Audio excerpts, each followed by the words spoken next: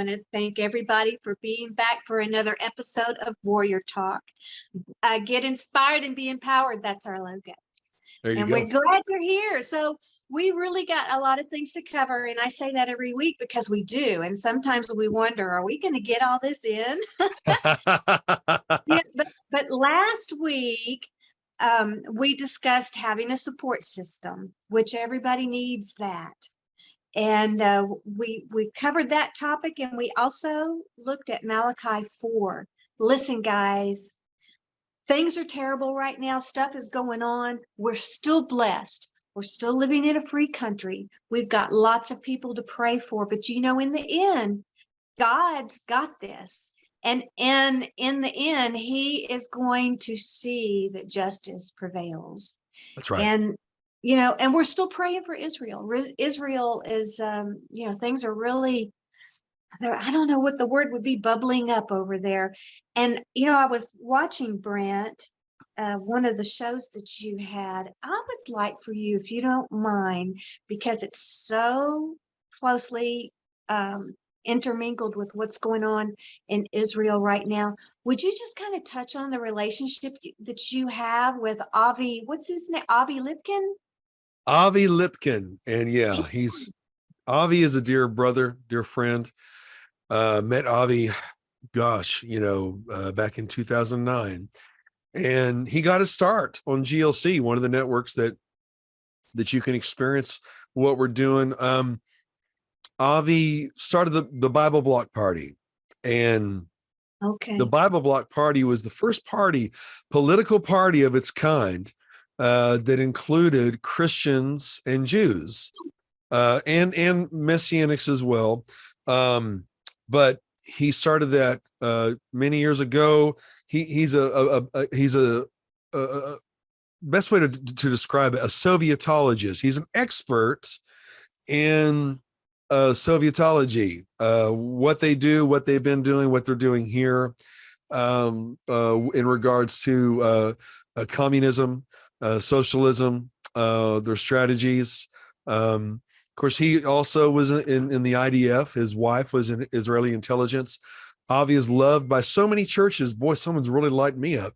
Loved by so many churches across America. And the interesting thing about Avi is that not only does he tease me about being German, of German descent and Irish, we always have fun with that, but we truly are brothers. He says, Brant, he said, one time I called Christians Gentiles, and my wife corrected me. He loves his wife. She's I believe Egyptian Jew, beautiful family. And she said, no. We serve the same God. So Christians are not Gentiles. They're branches. We're the roots and they're the branches. And so we developed a good relationship through the years.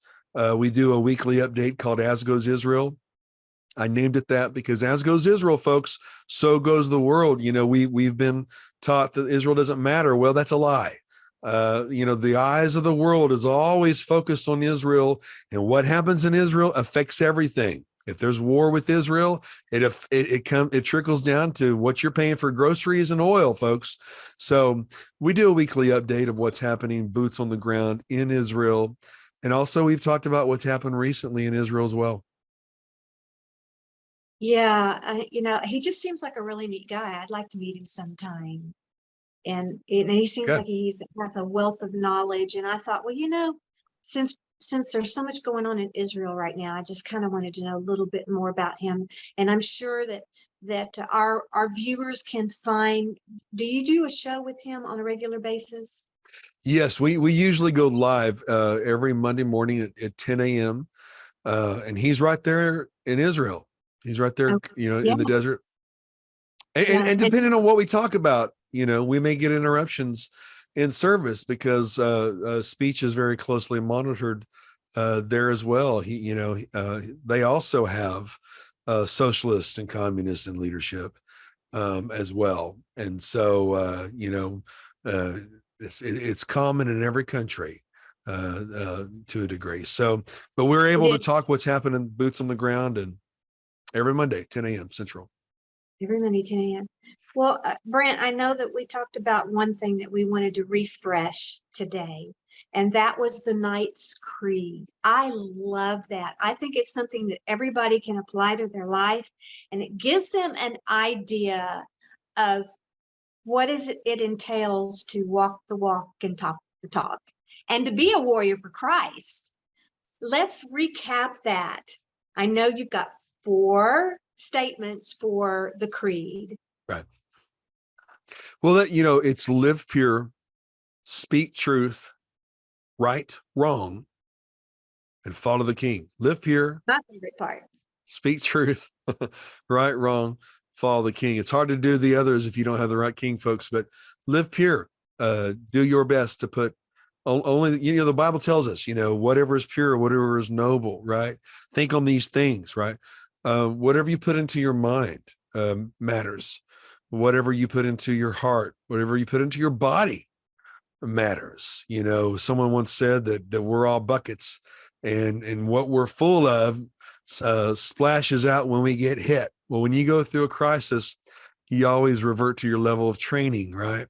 And so living pure, if you choose to set your mind on things above, and even down to taking care of this earth suit we've been given for this time, this body, live pure, and to absorb pure things, it makes a difference. Speak the truth.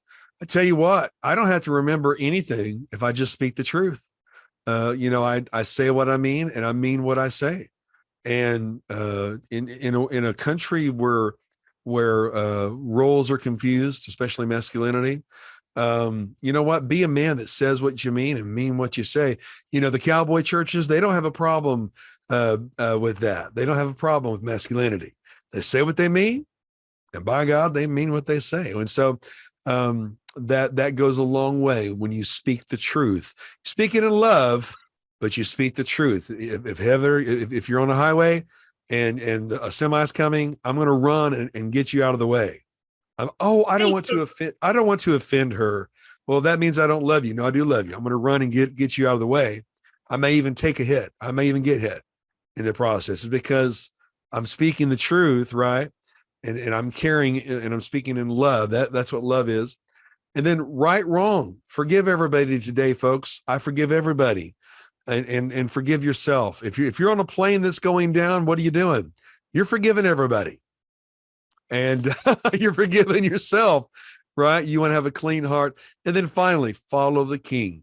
Live pure, speak truth, right, wrong, follow the king. I choose to follow the King of Kings, which is Jesus, Yeshua, Yesu. The list goes on. He answers by those, but he is who he is. He's the Son of God who died for me, and he is the King of Kings. So I follow the king. Yes, I follow him too, Brant. I know. Yeah. I don't understand the people that are naysayers. And we talked about that a couple of shows back. I don't understand how they can think that they don't need Jesus. Right. I guess, at one time in my life, I didn't think I needed him either. But it didn't take very much for me to realize that I really did. And then once you learn how much you need him, then you start learning how to serve him and how to be that warrior. And being a warrior is deliberate. It's not something that you take lightly. It's not something that just happens to you. It's a decision. It's a conscious decision to put those creeds or that creed into action and to really be somebody that makes a difference for Christ. And I don't know. Can I share what happened about our topic for today, Brant? Yes, please do. It was so weird. Well, I say weird, but it's not weird because God speaks to me in very strange ways sometimes, or strange to us. And I was thinking about all of the things that we're doing for Christ. Right. And I'm not just talking about you and me. I'm talking about anybody out there that is physically doing things to try and make a difference for Christ. And sometimes we get overwhelmed. Sometimes we get overworked. Sometimes, it's like that. It's like that old commercial with this is going to age me really quickly. But you know the commercial about, hey, Mikey, let Mikey try it. Yeah. Mikey likes it. He knows everything. Hey, Mikey, he likes it. I know my little blonde brain thinks sometimes. Hey, I referenced that commercial too. I remember that commercial. Yeah. I had a cousin named Mike, and we had T-shirts that had like Mikey likes it made for him. But anyway, back to the subject. When there's people that see that you are known for something, then they're drawn to you, and sometimes they will start requesting things from you. And as a servant of Christ, we always want to be fruitful. And sometimes we forget that we're only one person. Right. And I was thinking about the analogy, and I was talking to the Lord, and I said, Lord, you know, there's so many things on our hearts, so many things that we can talk about on Warrior Talk. And he said, just deliberately out of the blue, I heard him say, you will be speaking on measuring your time. There you go. It was as simple as that. And I stood there going, wow, that is so profound, because he was dealing with me at that moment, because here I am trying to do everything at once. Right. And we really do have to measure our time. And the scripture immediately came to mind about the steps of a good man or woman are ordered by the Lord. You know, if we do anything else outside of that box, we're going to self-destruct, no matter how good our intentions are. Right. And you take that back to the warrior mentality. Mm-hmm. A warrior carries out his instructions, and that's all he does. Yeah. It's not instructions plus this, and it's, hey, I got a better idea. Or instructions plus, well, maybe not today. He carries out the instructions of his commander. Right. And Jesus Christ is our commander.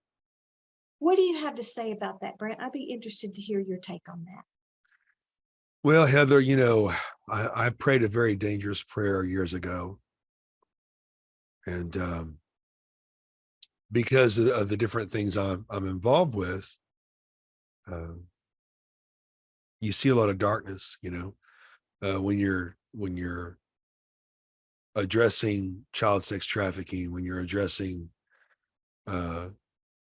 terrorism in the world, when you're addressing the occult, which a lot of those things go hand in hand.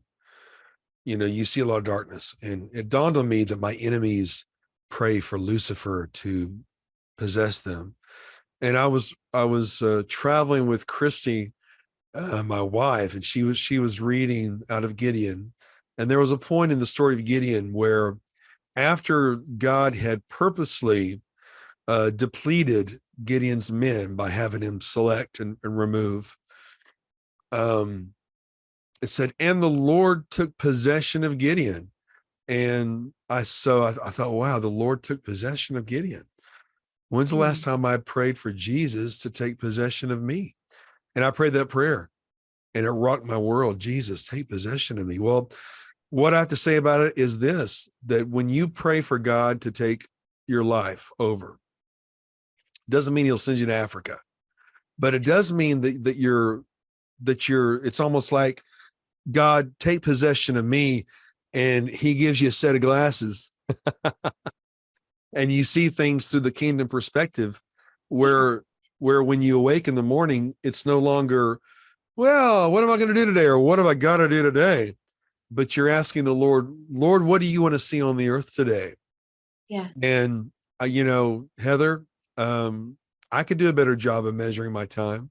I think I probably work too much, but I put out a tremendous amount of media. You do incredible things with your ranch and your ministry and your singing and all the things that come with that when people call you and you minister to them on the phone as well. People don't understand all that you do.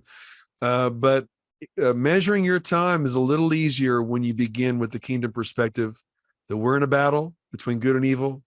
Our job is to love one another. Our job is to know Jesus and make him known. And when you look through those visors, then time flies by pretty fast, but we're able to live in a flow of time, a flow of how we use our time. Because at the end of the day, if I can't say that I've done the best I can today, then I don't stop until I've done my best, And so, but I could definitely heed what the Lord put on your heart to measure my time better. Sometimes maybe it doesn't mean that we're not spending our time wisely doing good things, but maybe sometimes we spend too much time worrying or being concerned with, or if we're walking in unforgiveness, then we're dwelling too much on that offense. We're wasting time, precious time there. Or maybe, we're arguing with people who do not want to know the truth. They need to believe what they need to believe. And so we're wasting time there. So I'm very intrigued to hear more what's on your heart with managing our time. But when we start with, Lord, you live through me, Jesus in me, Jesus in me, loving through me, then our time management is going to look a little different than just escaping to TikTok or escaping to technology. Yeah, I don't do TikTok, so you could. I spend But yeah, time on Facebook. We've got a lot of people on here with us today. Alan Holder and Robert Head. Hey, you guys, so good to see you here. So good to see them. And Alice, it's so nice that we have people that are really interested in the topics. The topics, they're down to earth and they're real. But the key is the things that we learn about these topics can be applied to our heart. And what you're talking about, measuring our time. We only got 24 hours, guys. Yeah. Sometimes we try to squeeze 36, 48 hours into that 24. God gave us a measurement of time for a reason. He and keep the Sabbath holy, and it's for rest. We've got to have rest. And I'm learning one thing, like you said yesterday. Some days your days do not go as planned. Most days for me. Right. Yesterday I thought, okay, I have to make a list, because I do try to be a good manager of my time. And I looked out at the barn and I saw one of my cows, and I'm thinking, she's going into labor. So now I know how my day's going to go. I'm going to be at the barn, because I like to be there for every birth. I don't want to take the chance of losing one. Right. But, immediately I started refiguring how my day was really going to go. That old saying, tell God your plans and that'll make him laugh. Just watch him laugh. He'll laugh at you. Because he has already measured our days for us. He's numbered our days. And not only has he numbered them, but he's measured them for us. And when we learn, like you said, to get up in the morning and say, what do you want me to accomplish for you today, Lord? Well, I believe in my heart that making sure that his creature, his creation, had a safe delivery yesterday. Wow. That was part of my stewardship of taking care of his animals. And that was my assignment for that morning. So you have to look at things. You have to be fluid. You have to be flexible, and you have to always be in tune with him. Otherwise, you can just have a ruined day in your mind. Well, that didn't go the way I wanted it to, and I wanted to get this. You can't do it. We've got to let him order our steps. And when we let him order our steps, there's a peace. And I know I've talked about this before, Brent. There's a peace that envelops you, because you're sitting in this space of time right where you're supposed to be. Right. And there are such things as mute buttons, call on hold, unplug the thing, turn it off, turn the TV, whatever. There are those things that you can do. Well, this is so good, Heather, because a lot of our friends are watching that it's so easy to escape stress by escaping into media or other things that waste time. A lot of people don't know that when you're watching television, you're watching a movie, your brain goes into what they call an alpha state. And you're just taking in whatever they're giving you. And folks, they're not giving you good stuff this day and age. You're just alpha. But you got to snap out of it and limit that. That there's an old quote. When you told me what the Lord put in your heart for today's topic, I knew it was so right on. You're always on, but I remembered an old quote that unseized time will always flow to your area of weakness. Unseized time will always flow to your area of weakness. We have to seize the day. We have to seize the time. And some of that time, of course, is time to rest too. I'm the world's worst, at resting. But unseized time, if I don't start the day out, say, Lord, help me today. Help me order my steps today. Help me fight the right battles today, not the silly he said, she said stuff. But help me put first things first. Help me be 100% where I am in the moment, and help me seize the day, the time. And maybe what would it be like, Heather, if just once a week, maybe once a day, but once a week, we put our time into something that will last for the next 5 years instead of so many fleeting things. Folks, you can work yourself to death, and the next day after you die, there will be a want ad for your replacement. Oh, yeah. That's very true. Right. But what will not be wasted time is when you love, when you create, music, painting, sculpture, writings, and time invested in others too, time and development too. What's going to matter in the next 5 years? How much time do we spend on things that won't matter in 1 year or 1 week? Yeah, I call those eternal things that are of eternal value. Robert had posted on here a while ago. He said, don't waste his time. Because his time is precious. Yeah. And really everything is on loan to us. And we're here to be fingers and toes for the Lord. He has put us here to accomplish his purposes, not our purposes. We have a purpose, but we don't own it.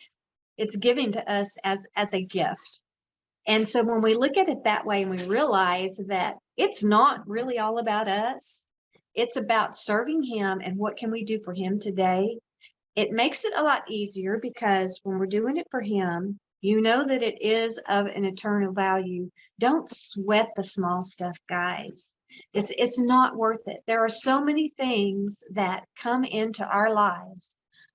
It can be people, places, or things. It doesn't matter. They can come into our lives and they are nothing but a time burner. They're worthless. Mm-hmm. In the scheme of eternity, they're not going to matter. And that is the separating of the wheat from the chaff. Wow. Wow. Some of that stuff just is not going to matter. So when we're doing something, and I've always used this, I call it an axiom, but a pastor friend of mine told me, how do you know what God's will for your life is? Well, when somebody presents something to you, one of the questions that you can always ask yourself is, if I do this thing, is it going to glorify God? And if the answer is yes, it's going to glorify God, then it's a no-brainer. There you go. If it's just going to be a waste of time, we're not doing our commander any good. We're not helping him achieve his final plans. And so sometimes stuff just isn't worth it. Sometimes, I hate to say this, it sounds really crass, but sometimes people aren't worth it. Mm-hmm. Especially people that have no intention of changing, All they want to do is use you, abuse you, or just make your day miserable. Those people are not worth your time because we've only got so much of it, and we need to be about God's business. So we do. We do. I really love what Alice Bailey says here. And Jeffrey, I'm glad you needed to hear this. Thank you. Alice, she says, when he wants me to do something, I feel it weighing on me. I sometimes hear him say, go ahead, until I do it. Then I feel instant relief and peace when I obey him. And I love that because peace, I often say it, peace is the key. That's wonderful. What do you say, Heather? I say that that's when God gives us the peace that passes all understanding. Hello. I mean, that's a gift from him. And it is definitely a sign that we're in the zone and that we are in our lane and not somebody else's, because you just know, you just feel it.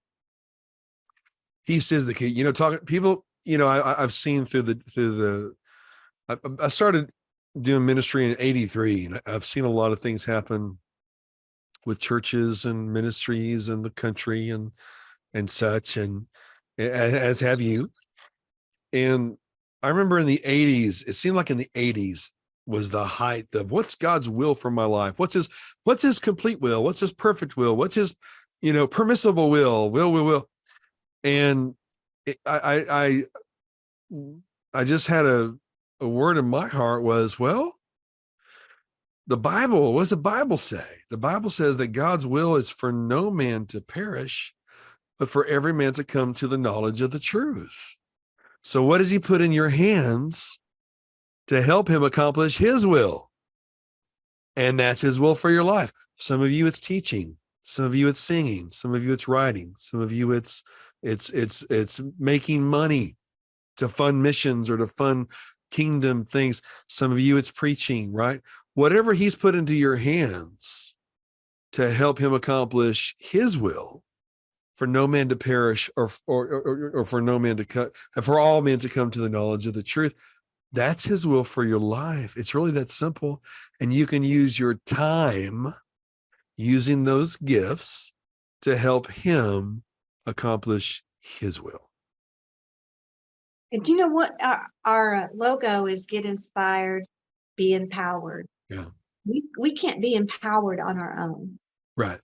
The power comes from Christ. And I'm going to share a little story with you. I was at a ladies' conference, and there was this little boy. He was 6 years old, and he just happened to be there with his mom at the ladies' conference. And he was so cute. He was just zooming around all over the place, and he had this little model airplane, and it was zoom, zoom, zoom all over the church and everything. And he had the gift of giving. Even at that young age, you could tell, because he would go get a cookie and he would hand it to you. And he just wanted to give things to you. That was his gift. And I guarantee you, when he grows up, that's still going to be his gift. And he's going to be empowered by Christ to do, and he already is, to do those things for other people. But he came up to me and he handed me something. And I'm going to show it to you. This little, I don't know if you can see. I can see. Okay, so this little blue gem. Yeah. And he handed it to me. And I'm really going somewhere with this, Brant. Yeah. Y'all just hang in there. I'm captivated here. He handed it to me, and I said, "Oh, is this for me, Bobby?" And he said, "Yes." And I said, "I'll cherish it always." And he took off. Well, later on, I was showing it to my girlfriend, Angela. And she goes, "You know what that is, don't you?" And I said, "No." And she said, "It is what he used in his mind, in his childlike mind, to power that plane of his." It was like an F-14. I think it was an F-14, F-16, something like that. It was a military jet. And he said, he would open the belly of that plane up, and he would put this up in the belly. And he told Angela, this is the power for my plane. Oh my gosh. It's still just, I'll never get rid of this. I may put it on a necklace, but You anyway, should. she said, do you realize, Heather, that he just handed you the power?